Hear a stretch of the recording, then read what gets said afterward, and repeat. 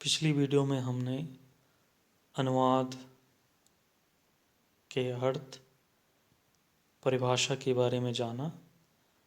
इस वीडियो में हम अनुवाद की प्रक्रिया, अनुवाद के उपकरण, अनुवाद के गुण एवं अनुवाद की प्रासंगिकता के बारे में जानेंगे। अनुवाद एक महत्वपूर्ण विधा है जो दो भाषाओं के बीच सेतु का कार्य करती है। अनुवाद मात्र भाषांतरण नहीं है कि एक भाषा से दूसरी भाषा में अनुवाद कर देना या मात्र स्रोत भाषा से लक्ष्य भाषा में अनुवाद कर देना, अपितु अनुवाद एक सशक्त माध्यम है जिसकी सहायता से विभिन्न धर्मों, सभ्यताओं, देश विदेश के साथ हमारा संवाद स्थापित होता है। किसी देश ने ज्ञान विज्ञान के क्षेत्र में जो प्रगति की है या कोई नवीन जानकारी हासिल की है, उसे अनुवाद के माध्यम से पहुंचाया जाता है।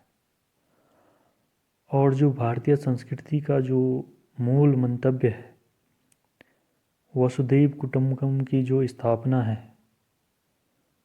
उसको स्थापित करने में अनुवाद अपना विशिष्ट महत्व रखता है। जैसे कि आप जानते हैं कि अनुवाद के माध्यम से बहुत सी जानकारियाँ एक देश से दूसरे देश तक पहुँचती है। रामायण, महाभारत, कालिदास के नाटक अभिज्ञान शाकुंतलम, इन ग्रंथों का अनेक भाषाओं में अनुवाद हुआ और भारत के जो चिंतन मनन की जो पद्धति थी, भारत का जो जीवन दर्शन था, वह विश्व के अनेक कोनों तक अनुवाद के माध्यम से पहुंचा। वहीं विश्व भर की अनेक महत्वपूर्ण जानकारी भारत तक अनुवाद के माध्यम से पहुंची। रविंद्रनाथ टैगोर की गीतांजलि का जब अन्य भाषाओं में अनुवाद हुआ, भारत की अन्य भाषाओं में अनुवाद हुआ, विदेशी भाषाओं में अनुवाद हुआ, तो उस ग्रंथ के महत्व को समझते हुए रविंद्रनाथ टैगोर को नोबेल पुरस्कार मिला था। तो भाषा के माध्यम से, अनुवाद के माध्यम से यह जानकारी एक स्थान से दूसरे स्थान तक पहुंचती है। इस प्रकार हम देखते हैं कि अनुवाद का मानव जीवन के लिए अत्यधिक महत्व है। अनुवाद की प्रक्रिया के लिए अंग्रेजी में प्रोसेस शब्द का प्रयोग किया जाता है। अनुवाद कार्य में दो भाषाओं का उपयोग होता है, एक में समझते हैं और दूसरी में समझाते हैं। इस सारे कार्य का नाम है अनुवाद प्रक्रिया। इसमें दोहरी प्रणाली होती है। मूल भाषा की संरचना देखें, इसमें मुख्यतः ध्वनि, स्वर, अक्षर, शब्द और पदबंध होते हैं। इनको व्यवस्थित करने की एक निश्चित नियमावली और व्यवस्था होती है। इसे उस भाषा का व्याकरण कहा जाता है। उसी तरह जिसमें अनुवाद करना होता है, उसकी भी अपनी व्याकरण की व्यवस्था होती है, उसका भी इसमें ध्यान रखना होता है।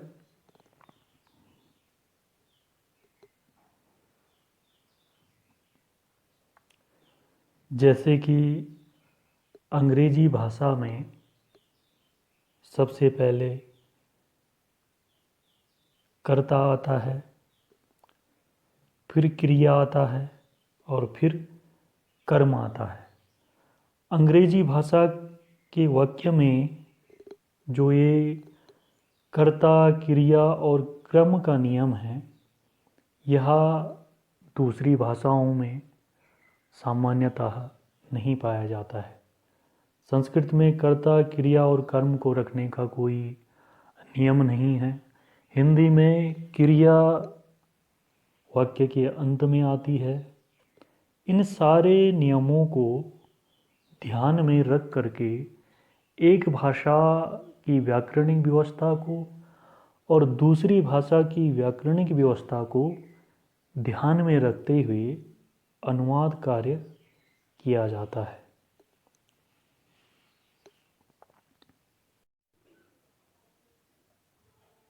अनुवाद की प्रक्रिया के संबंध में विद्वानों के अलग अलग मत हैं। इसमें हम 3 प्रमुख विद्वान नायडा, न्यूमार्क और बाथगेट द्वारा बताए गए अनुवाद प्रक्रिया के चरण या सोपानों के बारे में जानेंगे। अनुवाद की प्रक्रिया नायडा के अनुसार 3 सोपानों से होकर के गुजरती है। पहला है विश्लेषण, दूसरा है अंतरण, तीसरा है पुनर्गठन। सबसे पहले स्रोत भाषा का विश्लेषण किया जाता है। विश्लेषण से प्राप्त अर्थ के आधार पर उसका अंतरण किया जाता है और फिर अंतिम सोपान में उसका पुनर्गठन किया जाता है। न्यूमार्क ने अनुवाद प्रक्रिया के 2 प्रमुख सोपान बताए। पहला है बोधन, दूसरा है अभिव्यक्ति। सबसे पहले अनुवादक स्रोत भाषा का अच्छी तरह से बोध करता है, उसके अर्थ का, उसके भाव का ठीक प्रकार से बोध करता है और बोधन के पश्चात उसे लक्ष्य भाषा में अभिव्यक्ति प्रदान करता है। तीसरे जो विद्वान हैं वो हैं बाथगेट। बाथगेट ने अनुवाद प्रक्रिया के 7 प्रमुख सोपान या चरण बताए हैं, जिसमें पहला है स्रोत भाषा, दूसरा है समन्वयन, तीसरा है विश्लेषण, चौथा है समझ, पांचवा है पारिभाषिक और छठा है पुनर्गठन और सातवां है पर्यालोचन। तो अनुवाद प्रक्रिया के विद्वानों ने अलग अलग सोपान बताए हैं, जिसमें नायडा ने अनुवाद के 3 सोपान बताए, न्यूमार्क ने अनुवाद के 2 सोपान बताए, बाथगेट ने अनुवाद के 7 सोपान बताए।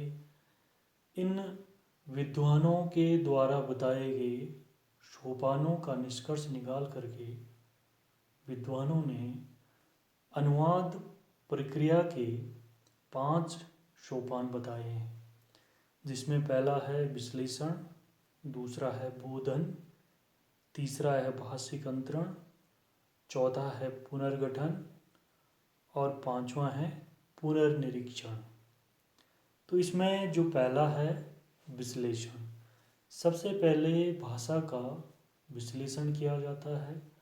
उसकी जो व्याकरणिक जो व्यवस्था है उसको जांचा, परखा, जाना और समझा जाता है और जांच परखने के पश्चात जब अनुवादक को अर्थ की अभिव्यक्ति होती है तो वह दूसरे सोपान अर्थात बोधन में प्रवेश करता है।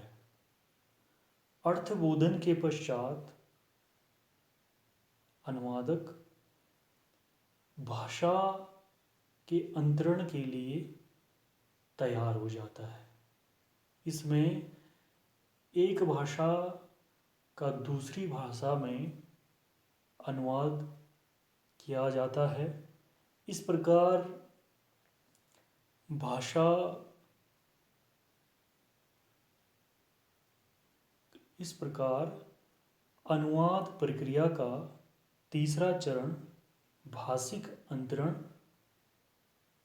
शुरू होता है, जिसमें एक भाषा को दूसरी भाषा में अनुवादित किया जाता है। चौथा जो अनुवाद की जो सोपान है या चरण है वो है पुनर्गठन। पुनर्गठन में भी वस्तुओं को जो अनुवाद किया गया उसको फिर से जांचा परखा जाता है और लक्ष्य भाषा और स्रोत भाषा के बीच जो तालमेल बिठाया जाता है उसको फिर से जांचा परखा जाता है और यह प्रयत्न किया जाता है कि दोनों में अच्छी तरीके से तालमेल बैठे, क्योंकि अनुवाद सिर्फ शब्दों का नहीं होता है, उसमें वे भाव और विचार भी सुरक्षित रहने चाहिए। अगला जो अनुवाद का जो चरण है या सोपान है वह है पुनरीक्षण। पुनरीक्षण में जब अनुवाद कार्य पूर्ण हो जाता है या अनुवाद जब अंतिम चरण में होता है तो उसके पश्चात भी दोनों अनुदित दोनों लक्ष्य भाषा और स्रोत भाषा दोनों को फिर से जांचा परखा जाता है, फिर से उसका निरीक्षण किया जाता है कि जो स्रोत भाषा के जो मूल भाव विचार थे, जो स्रोत भाषा के भीतर जो भाव थे विचार थे, क्या वो सारे के सारे लक्ष्य भाषा में उसी रूप में जीवित हैं। इन प्रक्रियाओं के पश्चात अनुवाद का जो प्रक्रिया है वह पूर्ण होती है। तो अनुवाद प्रक्रिया के 5 चरण हैं, 5 सोपान हैं, जिनसे होते हुए अनुवादक गुजरता है। पहला इसमें है विश्लेषण, दूसरा है बोधन, तीसरा है भाषिक अंतरण, चौथा है पुनर्गठन और 5वां है पुनर्निरीक्षण। अगला है अनुवाद के प्रकार, अनुवाद के उपकरण। अब उपकरण जो शब्द है जिसे हम यंत्र भी कह सकते हैं या साधन भी कह सकते हैं। यंत्र शब्द का प्रयोग उन वस्तुओं के लिए होता है जो व्यक्ति की शारीरिक जो परिश्रम है उसमें सहायक हो, जैसे कि हथौड़े से दीवार पर कील ठोकने का कार्य आसान हो जाता है। इस प्रकार हथौड़ा भी व्यक्ति के लिए एक उपकरण है, एक यंत्र है, एक साधन है। ठीक इसी प्रकार जब किसी व्यक्ति के गाड़ी का पहिया खराब होता है तो वह जैक की सहायता से उसको उठाता है, उसमें टायर को निकालता है, उसमें हवा इत्यादि जो भी कार्य करना होता है वह करता है। तो जैक भी व्यक्ति के लिए एक उपकरण है, एक यंत्र है, एक साधन है। वह व्यक्ति के शारीरिक जो श्रम है या परिश्रम है उसको वह कम करता है। अनुवाद उपकरण से अभिप्राय है अनुवाद कार्य में प्रयुक्त होने वाले उपकरण। तो अनुवाद कार्य में जो सबसे ज़्यादा या सबसे अधिक जो महत्वपूर्ण उपकरण या साधन है वह है शब्दकोश। शब्दकोश एक भाषा से दूसरी भाषा में अनुवाद करने के लिए सबसे महत्वपूर्ण साधन है, क्योंकि इसकी सहायता से अनुवादक आसानी से एक भाषा का दूसरी भाषा में अनुवाद करने में समर्थ होता है। इसके अतिरिक्त अनुवाद कार्य के लिए व्यक्ति को जिन महत्वपूर्ण उपकरणों की आवश्यकता होती है वे हैं, उनको 3 भागों में विभक्त किया जाता है। पहला है भौतिक उपकरण, दूसरा है मशीनीकृत उपकरण या यंत्र या साधन, और तीसरा है बौद्धिक यंत्र। तो इसमें जो पहला है भौतिक उपकरण, इसके अंतर्गत आता है शब्दकोश यानी डिक्शनरी, दूसरा है समानांतर कोश, तीसरा है विश्वकोश यानी एनसाइक्लोपीडिया, और चौथा है संदर्भ पुस्तकें। और जो मशीनीकृत यंत्र हैं वे हैं कंप्यूटरीकृत शब्दकोश, डाटा लिंक, टाइपराइटर, श्रुतलेख मशीन और पुनः प्राप्ति के यंत्र जैसे प्रिंटर इत्यादि। यानी अगर मुझे किसी कीर्ति का दूसरी भाषा में अनुवाद करना है, माना मुझे रामचरितमानस का अनुवाद जर्मन भाषा में करना है, तो मुझे उसके लिए शब्दकोश यानी डिक्शनरी की आवश्यकता होगी। उसके लिए मुझे कंप्यूटर की आवश्यकता होगी, क्योंकि कंप्यूटर पर वो सारी चीज़ें संपादित होगी और उसके पश्चात उसका जो आउटपुट है वह जो प्रिंटर या अन्य वस्तु के माध्यम से लिया जाएगा। तो इस प्रकार कंप्यूटर और प्रिंटर, डाटा लिंक और कंप्यूटरीकृत शब्दकोश, इन सारी वस्तुओं की आवश्यकता अनुवाद कार्य में होती है।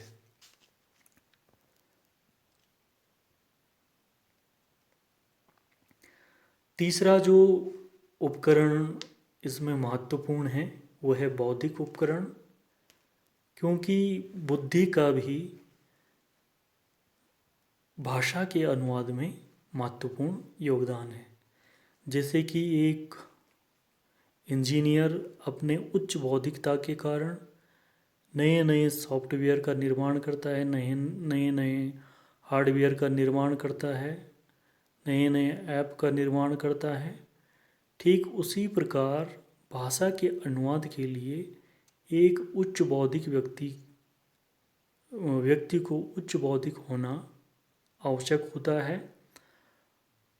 इस प्रकार बौद्धिकता को भी इसके अंतर्गत उपकरण माना गया है, जिसके अंतर्गत सबसे पहले व्यक्ति को भाषा का ज्ञान होना चाहिए, दूसरा उसके सहकर्मी या समकक्ष लोगों का भी एक समूह होना चाहिए। यानी उसके कई ऐसे समूह यानी उसके साथ कई ऐसे अन्य लोग भी होनी चाहिए जिसको एक से अधिक भाषाओं का ज्ञान हो। अगला जो है वो है द्विभाषी एवं विश्लेषण विशेषज्ञ। उसके साथ कुछ ऐसे भी व्यक्ति होने चाहिए जो द्विभाषी हों, 2 भाषाओं को जानते हों और विश्लेषण में वो विश्लेषण विशेषज्ञ भी हों। साथ ही कई भाषा जानने वाले लोग भी एक अनुवादक के लिए उपकरण का कार्य करती है। यदि कोई किसी अनुवादक को बहुत अच्छा विशेषज्ञ मिल गया किसी विषय का, तो वह एक अनुवादक के लिए उपकरण के समान है। ठीक इसी प्रकार यदि एक से अधिक भाषा जानने वाले व्यक्तियों का भी एक समूह है, तो वो व्यक्ति भी अनुवादक के लिए एक उपकरण की तरह लाभकारी होते हैं। अगला है इसमें अनुवाद के गुण एवं अनुवाद की प्रासंगिकता।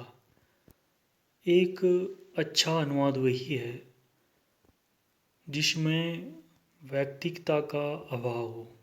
जो रचना है, जो कीर्ति है, वह ऐसी प्रतीत न हो कि वह किसी अनुवादक द्वारा अनुदित की गई रचना है। उदाहरण के लिए यदि रामचरितमानस का अनुवाद किसी और भाषा में होता है, तो वह रचना ऐसी ही प्रतीत होनी चाहिए कि मानो वह आचार्य तुलसीदास जी के द्वारा रचित रचना ही है। उसमें अनुवादक के अपने जो विचार हैं या जो उसका जो व्यक्तित्व है, वह उस अनुदित कीर्ति में उभर करके नहीं आना चाहिए। यह अनुवाद का एक बहुत बड़ा गुण है और इस प्रकार का जो अनुवाद होता है वही श्रेष्ठ अनुवाद माना जाता है। आज की प्रासंगिकता, तो अनुवाद की प्रासंगिकता प्राचीन काल से लेकर के आज तक बनी हुई है। प्राचीन समय में भी अनुवाद की अत्यधिक महत्ता थी। जैसे कि आप जानते हैं कि भारत से बौद्ध धर्म नेपाल, श्रीलंका, चीन, जापान आदि देशों में अनुवाद के माध्यम से ही पहुंचा था। इसके अतिरिक्त विदेशों का ज्ञान, बाइबल का ज्ञान, कुरान का ज्ञान, गीता का ज्ञान एक देश से दूसरे देश तक पहुंचा। लेकिन कई बार अनुवाद को पाप भी कहा जाता था। एक समय ऐसा भी था जब अनुवाद को पाप कहा जाता था और इंग्लिश में एक कहावत थी कि ट्रांसलेशन इज सिन, अनुवाद पाप है। क्योंकि कई बार अनुवादक मूलभूत तथ्य में हेरा फेरी करके अपनी मनगढ़ंत बातों को रख देता था। लेकिन आज के समय में अनुवाद काफ़ी सुव्यवस्थित और काफ़ी प्रसिद्ध भी है, क्योंकि आज का जो समय है वो सूचना और संचार का समय है, सूचना और तकनीकी का समय है। विश्व भर ने जो ज्ञान अर्जित किया वह अनुवाद के माध्यम से एक देश से दूसरे देश तक आसानी से पहुंच जाता है।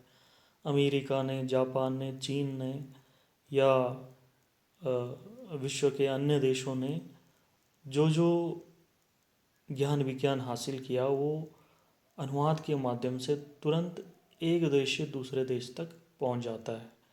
तो ज्ञान विज्ञान के क्षेत्र में यद्यपि प्राचीन समय से लेकर के आज तक अनुवाद का महत्व बना हुआ है।